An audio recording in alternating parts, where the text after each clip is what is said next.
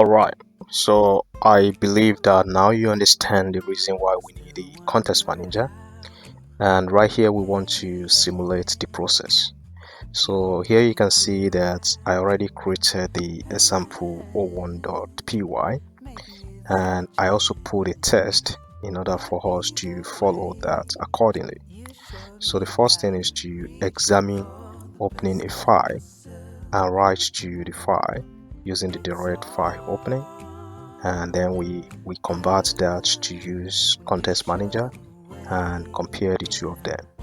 Okay, so now what I'm going to do first is to start by creating a variable.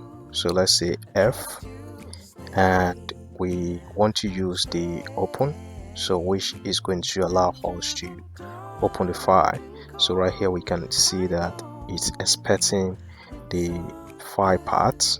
Okay, and we want to be able to at least pass the mode, so I'm going to take that and the file where I want to write to, so I have to specify the file path here. So you can take this part from your C drive if you want and continue from there. So if you want to write into the C, so you can continue and set that up. But what we want to do is to quickly create the file path here, and we can write to that file.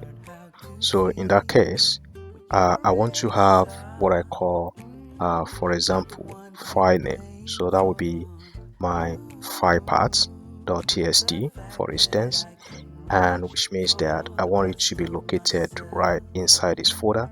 So we can create a new file here. So new file, and you can see the name I already gave, so I call it file name.txt. so we can hit enter. So right here we can see that we have the file name. Okay, and right inside this file name we want to be able to write inside. So at this moment I will continue by specifying the mode.